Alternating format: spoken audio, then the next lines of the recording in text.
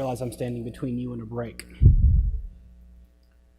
Good morning. My name is Eric Houck. I'm an associate professor of educational leadership and policy in the School of Education here at UNC. My area of research is education finance. I study the ways in which policies and procedures intersect with revenue generation and distribution models. I'm reporting today on work I've done in collaboration with a local school system that was interested in moving to a different budget allocation model and method. So this work is not reporting on research results per se, but rather from consultations that are driving my research agenda. In the area of education, my area, and I believe in other areas as well, budgeting and budget planning are often seen as acts of management or maintenance. My interest as a large-scale agenda is to encourage practitioners in the field to see resource allocation as acts of leadership, with the potential to change both the operations and the culture of organizations. The status quo in my field for budget allocation, as in many other public service sector organizations, is incremental-based budgeting, or IBB, which is a budgeting method of simply adjusting last year's budgetary numbers to reflect this year's current context. This approach does not encourage reflection, it is minimally responsive to change, and it changes budget allocation patterns on the margins. There we go. One field we'll consider as an alternative to this is something called zero-based budgeting. This is a graphic from Deloitte that I appropriated for the presentation. Originally a management strategy that saw some faddish interest in the 1970s, zero-based budgeting focuses on building budgets from the ground up without assuming any pre-existing last year's funding to support current operations.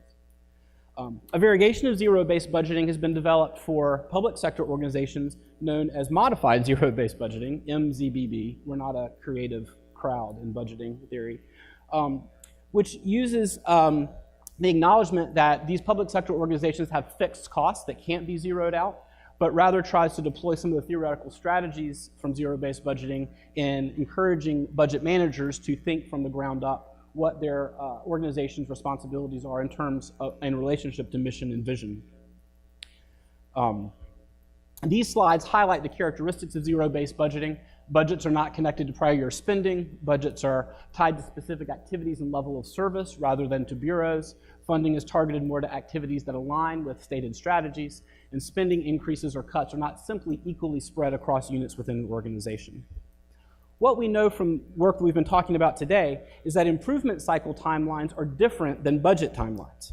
Building a budget from the ground up with an outcomes orientation or a continuous improvement orientation allows managers to acknowledge this fact by planning and budgeting for changes in processes based on results or the result of rapid cycle testing or PDCA cycles.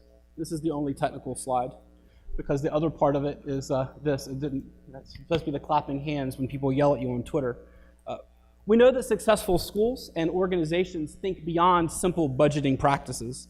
The phrase I use with my students is resource allocation instead of budget management.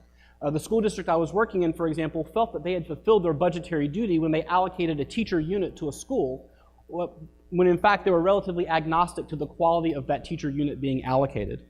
Processes such as zero-based budgeting allow and expand spaces for organizations to be able to take advantage of considerations of resource allocation rather than simple budgetary allocations to ensure smooth operation and continuous improvement. So it's been a kind of rosy story up until now. The difficulty and irony with zero-based budgeting approaches, however, is that they consume a tremendous amount of resources on the front end. And in fact, it is this investment of resources on the front end of the process that sunk the process of moving towards a zero-based budgeting framework with the school district I was working at. In addition to money to pay staff to reconceptualize how the budget was going to operate, moving into a modified ZBB framework took amounts of time and investment from central office staff that they simply did not have and were unwilling to be able to give.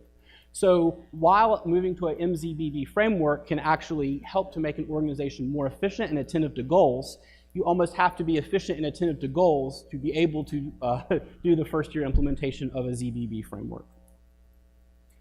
In case I blanked out and didn't say the things I wanted to say, these are my takeaway points.